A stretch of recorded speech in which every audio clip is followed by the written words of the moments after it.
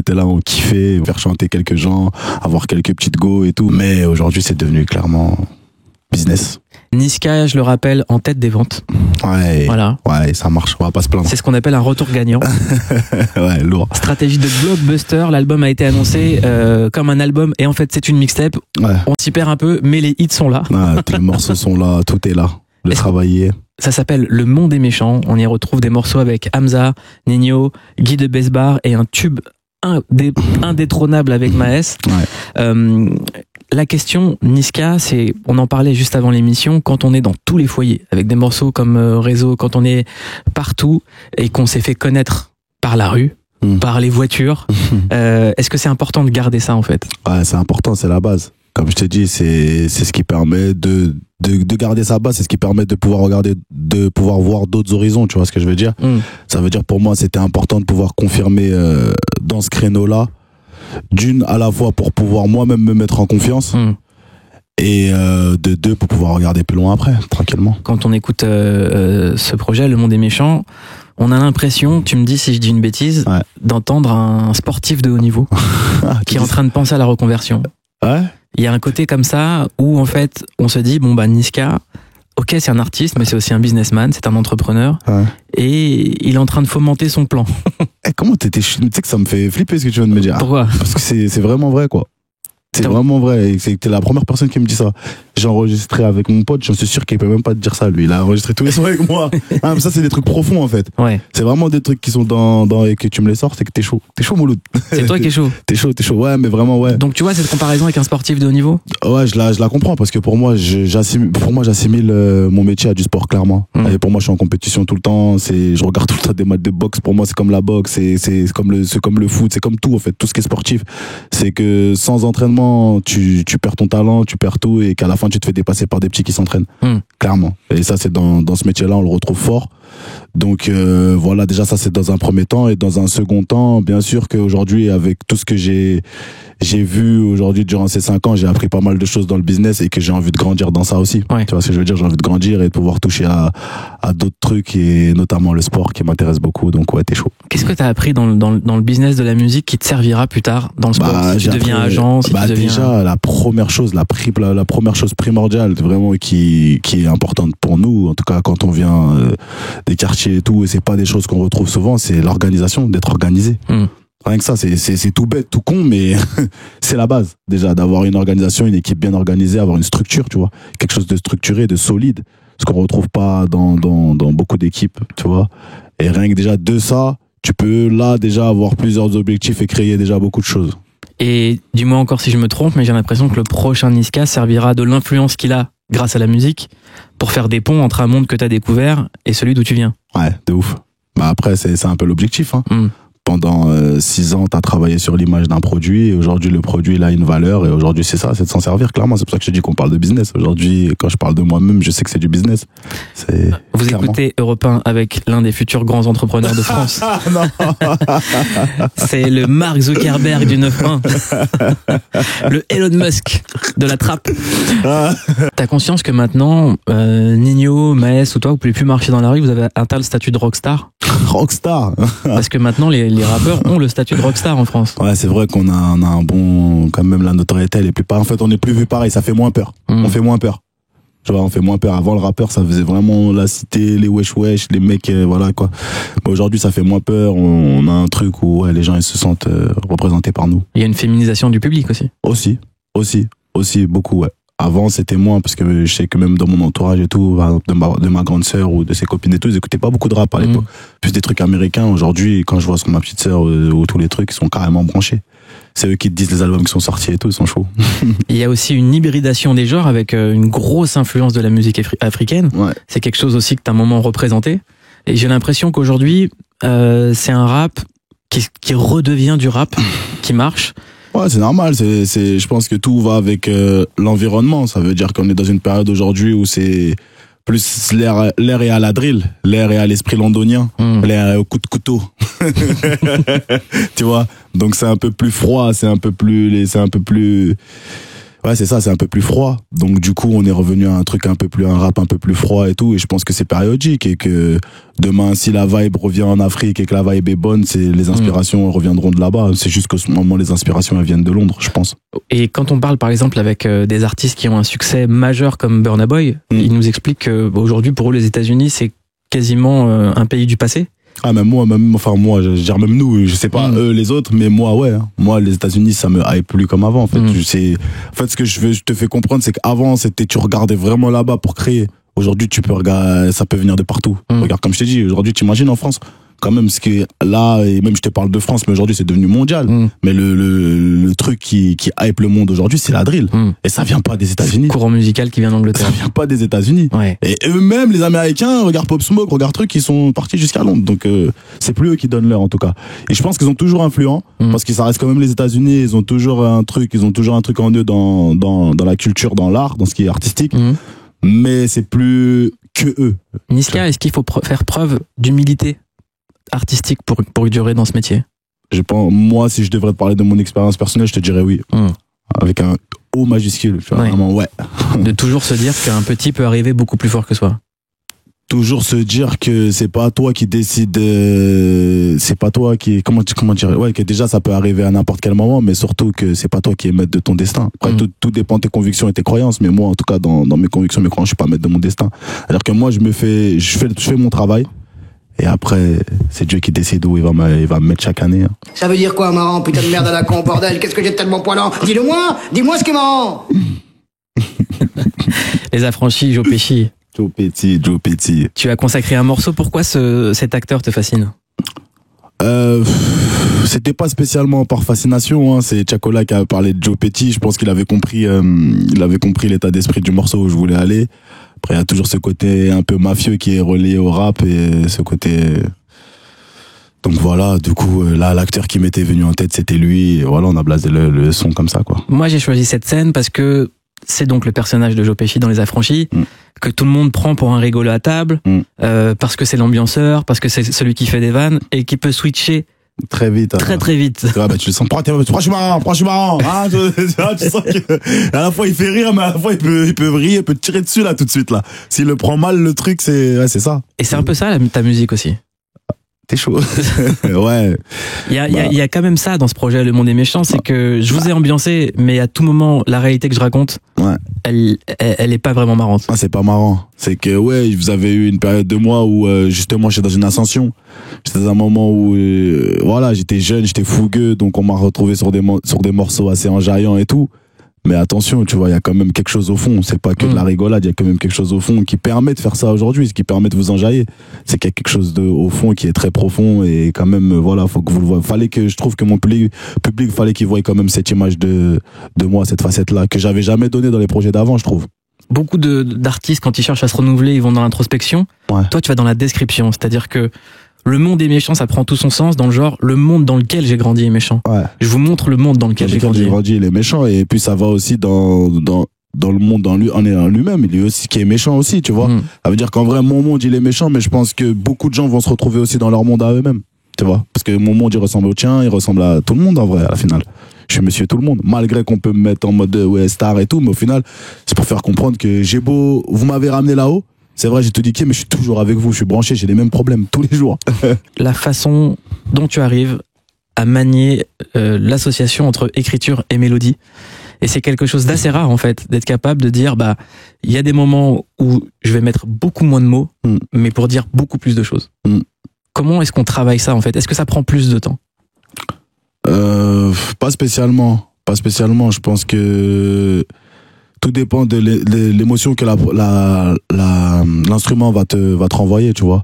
Je pense qu'il y a des instruments où t'as pas besoin de t'exprimer beaucoup, mais juste à la belle mélodie et à des mots assez forts, ça envoie déjà un message. Et il y a des instruments un peu plus vides ou avec moins d'émotion, où c'est les paroles et le débit et le travail qui vont faire la différence. Le monde est méchant, ça parle de la méchanceté. C'est quoi les choses les plus méchantes qu'on t'ait dit dans ta vie? Franchement, je pourrais dire que tu vas jamais y arriver. C'est quelque chose quand même je pense que c'est la chose la plus méchante qu'on peut dire à quelqu'un. quand même, parce que tout le monde est apte, ouais, il y a ça. Après, je sais pas, je pense que j'ai la chance qu'on me dise pas trop de trucs méchants, moi. Je sais pas, c'est peut-être, je sais pas, peut-être que je fais peur mais j'ai pas l'habitude qu'on me dise des trucs méchants. Après, il y a des trucs qu'on peut me dire où les gens pensent que c'est des choses normales, mais où moi je peux les interpréter en méchantes. Comme je t'ai dit, par exemple, le fait de dire à quelqu'un de pas y arriver, ou une prof qui à l'époque voulait me mettre en classe de je sais pas quoi parce que tu vois, elle y croyait pas, parce que d'où je venais, des trucs comme ça c'est des trucs que je trouve méchants. C'est des trucs qui peuvent vraiment tuer ton avenir. On peut tuer un enfant en brisant ses rêves, en fait. Bien sûr. On peut tuer ta destination. Tu peux croire que t'es clairement, alors qu'un n'a rien du tout. T'es peut-être le futur génie de quelque chose. Et toi, en tant que père de famille, parce que c'est aussi je pense que c'est ton métier numéro 1 en réalité. Ouais, c'est vrai. Est-ce que tu fonctionnes comme ça? Éducation très positive, très encourageante? Ouais, très encourageante, obligé d'être encourageant, mais après très strict aussi. Très strict, c'est-à-dire parce qu'aujourd'hui, de par mon statut, de par mon image, je sais que mes enfants, en tout cas, ils seront jamais des enfants comme moi, en vrai. Parce qu'il y a une réalité de la vie que eux, ils ont aujourd'hui que moi, j'ai pas eu. C'est des gosses de riches? Dans le statut, oui, mais dans la vie que je leur fais vivre, non. Tu vois ce que je veux dire? C'est-à-dire que oui, aujourd'hui, parce que j'ai réussi à m'en sortir moi, mais c'est moi qui me suis en sorti, c'est pas eux. Donc tu leur apprends la valeur travail. Ouais, c'est ça. C'est moi qui ai réussi. Lui, ils ont pas encore réussi. Et de quoi il faut les protéger le plus, selon toi? Les nouvelles générations? Des réseaux sociaux. Moi, c'est les réseaux sociaux, ça me rend ouf. Pourquoi? Ça me rend ouf parce que ça peut vite désinformer quelqu'un et le mettre dans une fausse réalité de la vie, et il peut être déconnecté pendant longtemps et perdre énormément de temps. Il y a beaucoup aujourd'hui de psychologues et de psychiatres qui disent il y a une deuxième conséquence du Covid, c'est que pendant le confinement, tout le monde était face à son écran et que ça a déréglé la marche du monde. Je le crois fort. Ça se ressent. Ça se ressent, maintenant on est branché, et c'est une dinguerie ce que tu me dis, parce que j'en parlais hier avec un gars. On parlait notamment par rapport aux sorties d'albums, où aujourd'hui on remarque que Twitter il a une grosse influence sur les sorties d'albums. Ça veut dire que même moi, ça m'arrive par moment, des fois si je connais pas trop l'artiste et tout, je vois il est sorti, je vais d'abord sur Twitter regarder qu'est-ce qui se dit sur lui, quel morceau ressort, et après je vais écouter l'album. C'est pas normal. C'est aussi un peu une bulle. C'est une bulle, mais c'est pour te faire comprendre à quel point la vie générale aujourd'hui a pris la place sur la vie individuelle. Ça veut dire que on suit la masse. Si la masse a dit que c'est ça, c'est que c'est ça. L'histoire a prouvé des choses pas terribles quand c'était la vie générale. Ça brûlait des livres, ça faisait des choses très bizarres, des gens. C'est ça. Donc là, tu penses qu'on est dans une espèce de non-démocratie numérique. Ouais, c'est ça. De dictature, en fait. C'est ça. Dictature du nombre. Voilà, c'est ça, exactement. C'est-à-dire qu'aujourd'hui, c'est ça, c'est clairement, on est dans une petite dictature, et que aujourd'hui, malheureusement, on est dans un système où c'est plus frais d'être un mouton que d'être un berger, c'est ça? Ouais. Et qu'on a plus de chances de se faire aimer en ressemblant à tout le monde. Et en disant des conneries. Voilà. C'est bizarre, ça me rappelle la présidentielle. C'est vrai, ça a un air. Durant mon ascension, je me suis rendu compte de pas mal de choses. De quoi? Comment je pourrais dire, de la méchanceté de l'humain, en fait, jusqu'où ça peut être ingrat, jusqu'où ça peut être traître. Tu vois, pas mal, si on peut employer des mots forts. On peut y aller. L'ingratitude, la traîtresse, on dit. Traîtrise. Quoi d'autre? Ouais, déjà ça, c'est déjà beaucoup. Quand tu es quelqu'un qui aime donner et qu'on te le rend comme ça fait mal quand même. Et il y a aussi une question d'éducation. Toi, tu as une éducation qui est très stricte. Famille congolaise, où vraiment la parole du père ou de la mère a tout son sens. Bien et sûr. Il faut la respecter.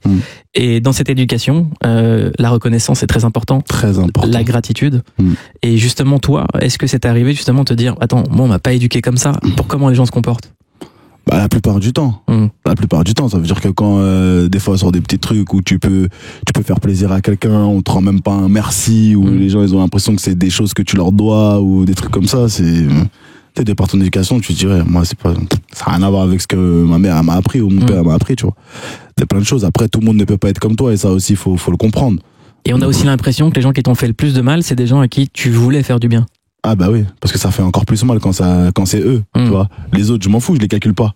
C'est-à-dire, eux, ils essayent de me faire du mal. Directement, je vais me mettre en défense, je vais essayer de me défendre ou, tu vois, je vais aller en guerre. Mais quand c'est quelqu'un que tu peux même pas imaginer faire la guerre avec lui et qui te fait un coup, tu te dis, ah ouais, quand même.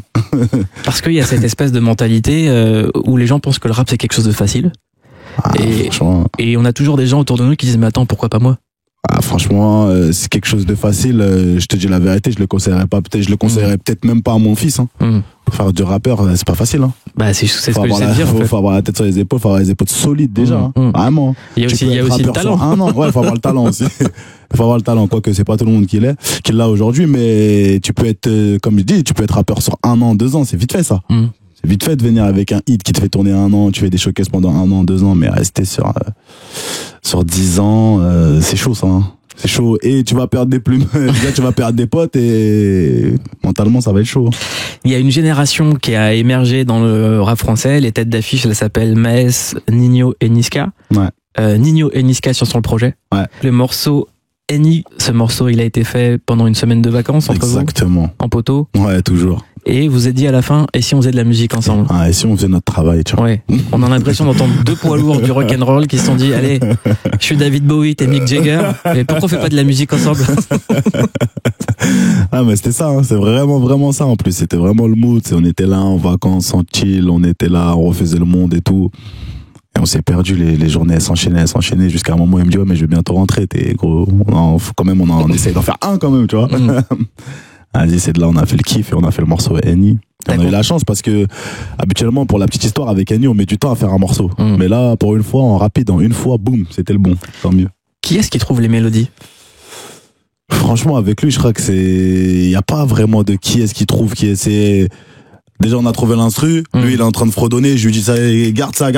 C'est ça. En même temps, lui, il rentre en cabine. Moi, j'ai déjà le truc. L'autre, il m'a dit aussi, garde ça. Dès qu'il sort, je re-rentre. C'est du passe-passe. Tu vois, c'est que des trucs comme ça. Et du plaisir. Ce qui est dingue avec ce morceau, et pareil avec Maes, c'est l'équilibre parfait entre compétition et respect. Ouais. Il y a un côté noble art, en fait. Ouais, c'est on boxe, on s'envoie des coups.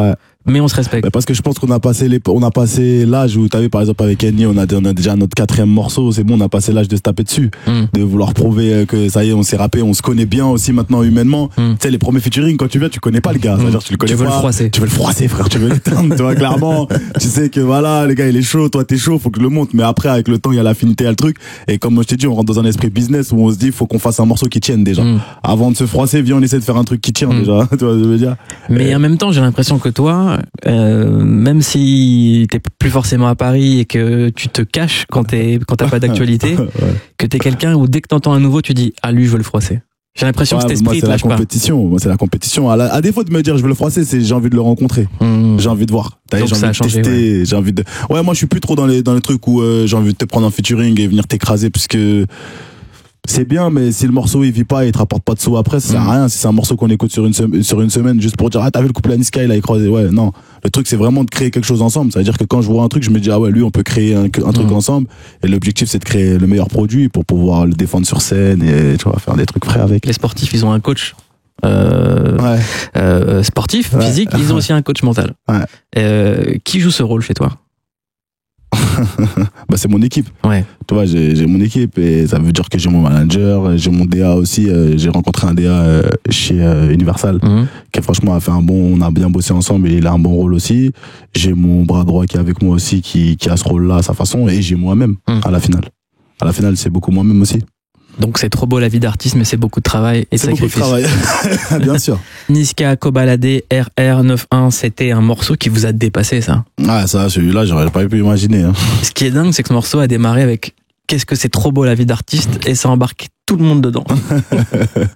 Oui, ça a embarqué tout le monde parce que je pense que tout le monde à un moment donné avec justement ce phénomène de réseau, tout le monde a envie de vivre cette vie d'artiste, ce truc où on se prend tous un peu pour des artistes quelque part. Quand tu te snaps, c'est un côté artistique. Il y a aussi le 9-1, RR91, le 91, c'est le département qui a fait éclore ces derniers temps les plus grosses stars du rap. Kobalade, Niska, PNL, Nino. C'est un département atypique, avec des personnages authentiques, et je pense qu'à un moment donné où le rap commençait à tourner un peu en rond, cette authenticité s'est fait démarquer et a explosé pendant Et puis j'ai aussi l'impression que c'est un département qui a toujours été prêt à la vague actuelle. Ah bah c'est ça en fait. Les artistes du 91. Ça a toujours été authentique et c'est qu'à un moment donné, c'était dans un rap très linéaire, très standard. Ça veut dire qu'on passait pour des fous, pas les mecs un peu du côté, tu vois. Ouais, eux ils ont un truc spécial. Mais quand le rap il a commencé à s'ouvrir, bah automatiquement on devient logique. Parce qu'aujourd'hui, quand on écoute les anciens du 91, les Juicy P, la Comera, c'était déjà dans celui-là. Ils étaient déjà dans le rap d'aujourd'hui. Ils étaient déjà dans celui-là. Hein. Nous, c'est la grosse suite aujourd'hui de tout ça. Hein. Ça se ressent dans tout, dans les placements, dans la folie, dans la façon de retransmettre notre façon de penser et tout. C'est très 91. Et dans le lien aussi avec Atlanta. Aussi, avec les States. Parce que eux, les anciens, c'était pas Atlanta. Eux, c'était plus, la West Coast. Ouais, la West Coast. Eux, c'était plus la West Coast. Mais nous, les petits, c'était plus Atlanta. Et donc toi, maintenant, t'as les yeux tournés vers Londres. Plus trop à Atlanta. Non, toujours Atlanta. Atlanta, c'est la base, hein, c'est la base. Non, Atlanta, c'est la base. On l'a jamais. Il y a Atlanta. quand même Moneybag. Ouais, non, toujours. Ouais, Moneybag. Fort en plus.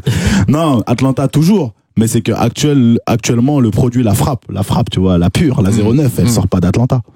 Elle sort de New York ou de Londres un peu en ce moment. On l'aura compris, Niska, ce projet, Le Monde est méchant, c'est une mixtape pour annoncer l'album. Exactement. On est à combien de pourcents d'élaboration du prochain album? Bah là tout de suite 0. Comme ça c'est clair.